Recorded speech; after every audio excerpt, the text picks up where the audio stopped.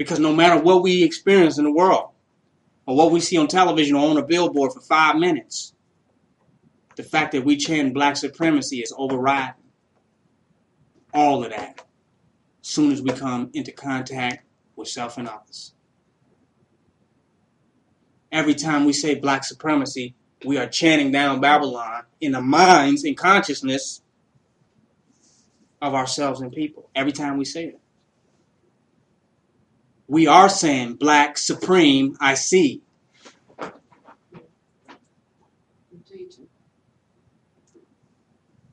Every time, black supreme, I see. We keep saying it. Because if you don't see it, how does it exist? What you see is what you get.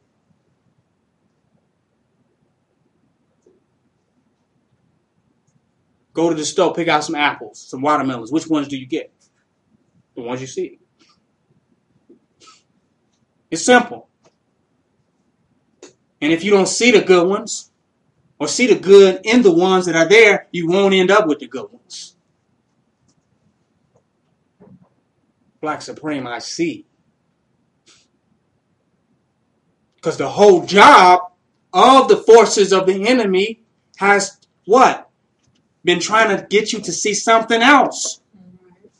Because if you see that, then you will begin to galvanize as a force against him effortlessly. He will not be able to stop that. So his whole objective, he saved billions of dollars on wars and weapons and casualties. If he can get you to see less than you, see yourself less than what you are.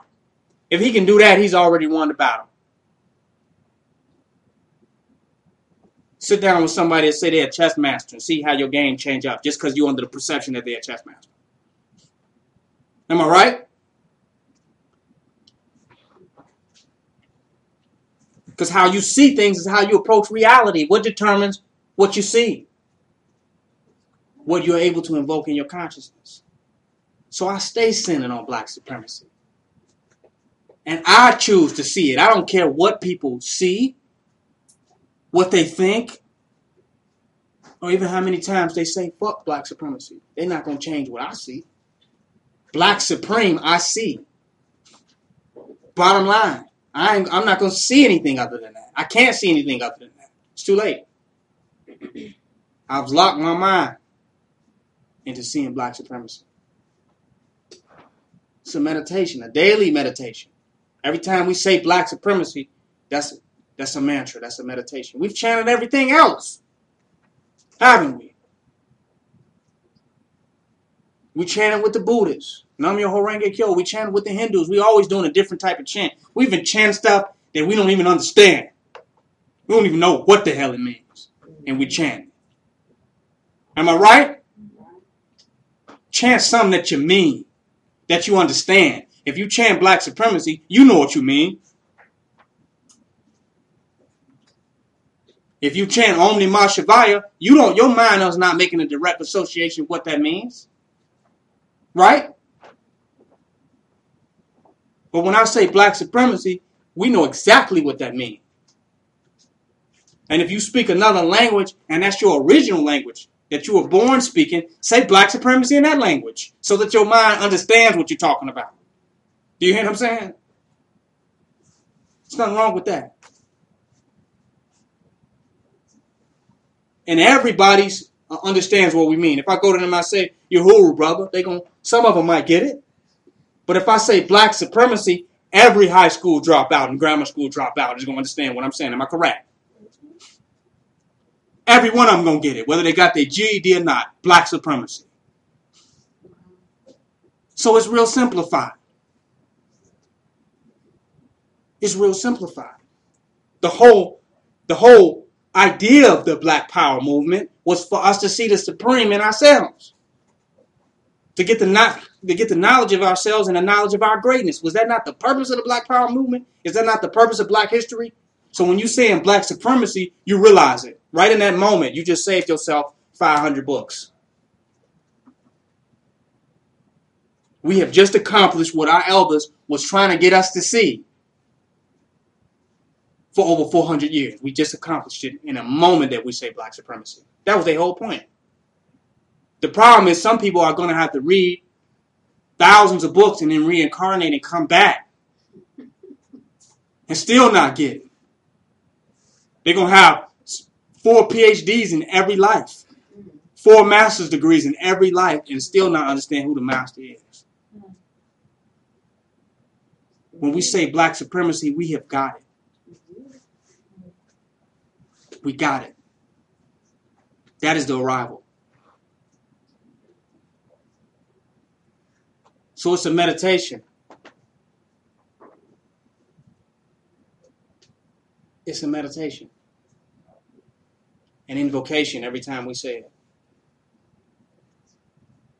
We got to say it with more fortitude. Say it more often. Say it without question, without doubt. Say it with security.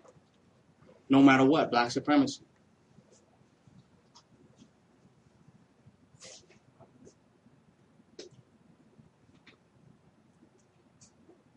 Now, with what we are doing here, staying in that vibration in the face of all those of whom we confront. We always say who the enemy is, that the enemy is the white man or the enemy are these institutions. But one's own mind is their enemy if it knows not the nature of itself. So the enemy is not way out there. The enemy is the conscious paradigm that we consciously choose to exist in. We constantly choose to exist in. So we don't have to wait for some super white man to show up for a victory. Every time we spread and share black supremacy with our own people, with everyone whom we come up in contact with, that's a victory. Do y'all hear what I'm saying? Every time we stand on black supremacy in the face of any of those whom we come in contact with, that is a victory. Because a chain is as strong as its weakest link. And the white man can't get in there. There's no way for him to slide in if it's surrounded by those who are solid on black supremacy. It's impossible. So we can't just deal with this idea of this white man completely outside of us and completely outside of our circle and not stand on black supremacy in the face of all those of whom we come in contact with on a daily basis, black or white, particularly black. Because who you think was meant to realize black supremacy, the white man or the black man? Who's supposed to realize that? Somebody help me with that. The black man. You teaching.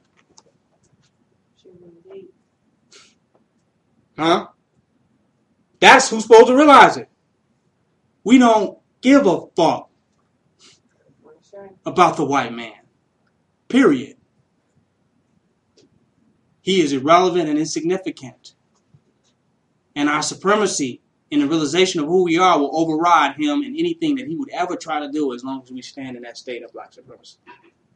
So it's really meant for us to awaken ourselves. And for us to stand in that. It's not for him.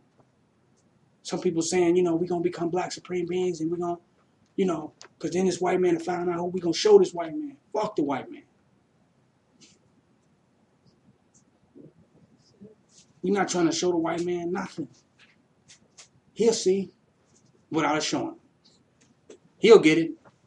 He can't help but to get it. But our goal is for us to get it. Once we get it, we can act it out. Once we act it out, the whole universe will be set in order. The whole entire universe will be set in order once we step into getting it ourselves. This is something the European cannot do for us. This is something he cannot help us with. After we get it, he can be subjected to what it is. He can't help it. Because it's on the planet. He can't help but to be subjected to it. He cannot avoid that it is a reality. That's going to happen anyway. But until we get it, ain't nothing going to happen.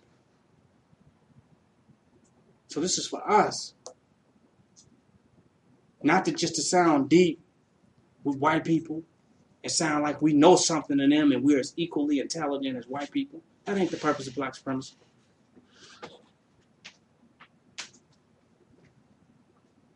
It's for us.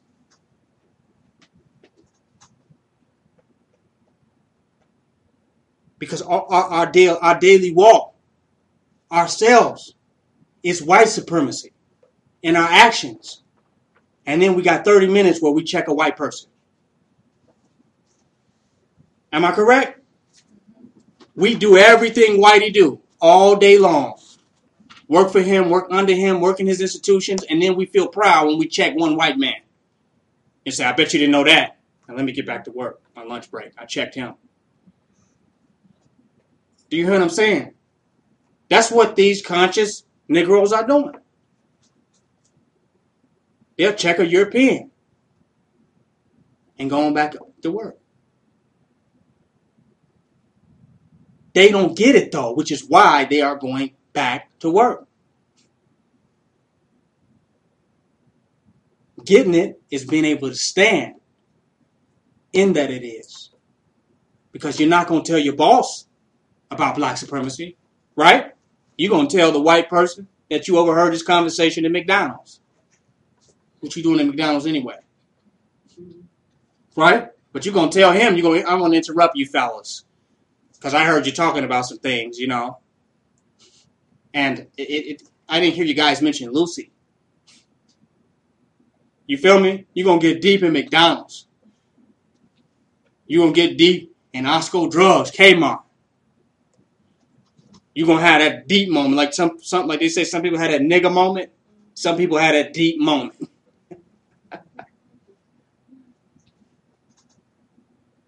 Just a moment where I can be deep for a second. Now I can use what I heard in all them DVDs I got. Yeah, I'm going to get in on this one. But how you use what you know is about what you be. And your life should show up as what you know. Then it becomes more than a moment. That means you begin to make some concrete decisions and some solid moves and radically shift your paradigm based upon what you know to be true. You're not just informed. You saying, now I know, and I'm making some concrete decisions with my life